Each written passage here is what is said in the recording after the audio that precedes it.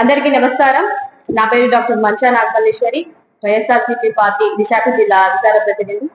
అదేవిధంగా నాతో పాటు బోని శివరామకృష్ణ గారు, విశాఖ జిల్లా ఎస్సీ ప్రెసిడెంట్, ఇప్పటి వరకు మాట్లాడారు.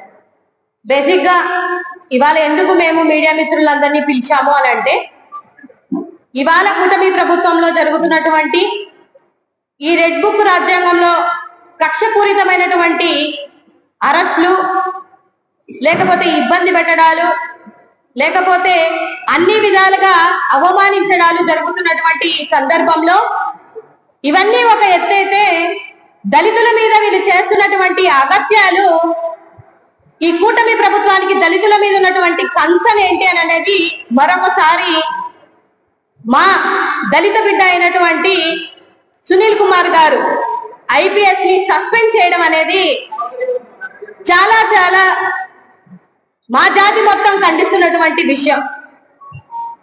ఒక ఐపీఎస్ ఆఫీసర్ ని ఏ విధంగా సస్పెండ్ చేయాలి, దానికి ముందు మెమో ఇవ్వాలా లేదా, మెమో ఇచ్చిన తర్వాత ఎంక్వైరీ చేయాలా లేదా, ఎంక్వైరీకి ఒక కమిటీని వెయ్యాలా లేదా, ఇవన్నీ ఆలోచించకుండా మీ కక్షపూరితమైనటువంటి రాజకీయం కోసం ఒక సిన్సియర్ దళిత ఆఫీసర్ మీద మీరు చేస్తున్నటువంటి కుట్ర మీ కూటమి ప్రభుత్వానికే చెంపదెబ్బగా త్వరలో మీరు దీని యొక్క పర్యవసానం ఏంటి అని అనేది గమనిస్తారు. దళితుడు ఏ రోజు ఫ్లైట్ లో వెళ్ళకూడదా, దళితుడు ఫ్లైట్ లో తిరగకూడదా, లేకపోతే దళితుల పిల్లలు అమెరికా వెళ్ళి చదువుకోకూడదా, లేకపోతే వాళ్ళ పిల్లల్ని చూడడానికి దళితులు వెళ్ళకూడదా? నిజంగా మీకు ఐపీఎస్ మీద ఎంక్వైరీ పెట్టి వాళ్ళ సొంత డబ్బులు పెట్టుకొని వాళ్ళు విదేశాలకు వెళ్తే మీకు వచ్చిన ప్రాబ్లం ఏంటనేది నాకు ఇప్పటికీ అర్థం కావట్లేదు. ఇదే మీ కార్యాచరణ మిగతా పెద్ద పెద్ద కులాల్లో మీ జాతిలో ఉన్నటువంటి వాళ్ళ మీద మీ కన్సర్న్ ఏమైపోతుంది? నిజంగా మీకు అంత అడగాలి అనుకున్నట్లయితే డెఫినెట్ గా అప్పటి నుంచి ఇప్పటి వరకు ఎంతమంది ఐఏఎస్ ఆఫీసర్లు, ఎంతమంది ఐపీఎస్ ఆఫీసర్లు విదేశీ పర్యటనలకు వెళ్ళారు, మీ సొంత ఖర్చులు పెట్టుకొని వెళ్ళారా, గవర్నమెంట్ ఖర్చులు పెట్టుకొని వెళ్ళారా అనేది ఒక శ్వేతపత్రాన్ని రిలీజ్ చేయండి. మీరు రిలీజ్ చేస్తే రెండు వైపులా మీరు న్యాయం చేస్తే డెఫినెట్ గా ఉంటుంది. కానీ ఒక దళితుడు ఒక ఐపీఎస్ ఆఫీసర్ ని ఇన్ని విధాలుగా ఇబ్బంది పెడుతున్నారు, అది కూడా ఒక అంబేద్కర్ గారి ఫ్లెక్సీలను దించి ఒక అంబేద్కర్ గారిని అవమానించినటువంటి ఒక ఆయన ఎవరైతే ఉన్నారో ఈ కూటమి ప్రభుత్వంలో, ఆయన కక్షకి ఒక దళిత ఐపీఎస్ ఆఫీసర్ ని కుట్రపూరిత భాగంలో మీరు చేర్చడం అనేది దళితులు ఎవరు సహించరు. ఈ విషయాన్ని గుర్తుపెట్టుకోవాలి. నిజంగా ఇవాళ సునీల్ కుమార్ గారు ఆయన డేటా తీయండి, ఎక్కడికి వెళ్ళారు, ఆయన సొంత ఖర్చులతో వెళ్ళారా, ఎప్పుడో 4 సంవత్సరాలు క్రితం జరిగినటువంటి విషయాన్ని ఇవాళ మీకు గుర్తొచ్చిందా? అంటే ఒక అధికారిగా కూడా దళితుల్ని మీరు ఎక్కనివ్వరా? ఎందుకంటే దళితుల్లో పుట్టాలా మేము అన్నటువంటి కూటమి ప్రభుత్వం మీది, మీ ఆలోచన దృక్పథం అలా ఉంటది, దళితుల మీద మీ కన్సర్న్ అలా ఉంటది. ఇప్పటికీ విజయవాడలో ఉన్నటువంటి అంబేద్కర్ గారి విగ్రహానికి లైట్లు కూడా వేయకుండా మీరు పొందుతున్నటువంటి శునకానందము యావత్తు దళితులు మొత్తం చూస్తున్నారు. ఈ రాష్ట్రంలో 80 లక్షల మంది ఉన్నాం దళితులం.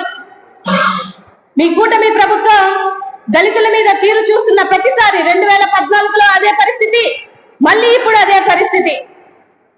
ఎన్ని విధాలుగా మమ్మల్ని ఇబ్బంది పెడుతున్నారు, ఎన్ని విధాలుగా కుట్రపూరితంగా మమ్మల్ని ఇది చేస్తున్నారు. మీకు ఎప్పుడో 2-3 సంవత్సరాల క్రితంలో ఉన్నటువంటి కేసులు ఇవాళ గుర్తొస్తున్నాయి అని అంటే జనాలకు కూడా అర్థమైపోతుంది ఇది కక్షపూరితమైనటువంటి రాజకీయమా, లేకపోతే వీళ్ళు సిన్సియర్ గా చేస్తున్నటువంటి రాజకీయమా అని.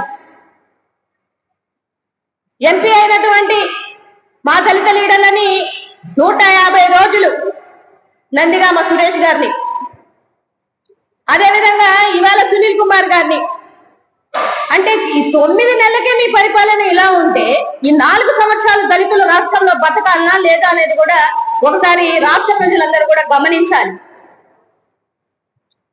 యూపీపీఎస్ కి ఇవ్వబోతున్నటువంటి డిఏజీ లిస్టులో సీనియారిటీ ఉంది కాబట్టి మీరు విధుల్లో చేరాలని చెప్పేసి దగ్గరుండి లెటర్లు రాపించి ఆ లిస్ట్ లో ఆయన సీనియారిటీని తీసే విధంగా మీరు ఆయన్ని నిర్దాక్షిణంగా సస్పెండ్ చేయడం అనేది యావత్ రాష్ట్ర ప్రభుత్వానికి చాలా చాలా క్లియర్ గా అర్థమైపోతుంది.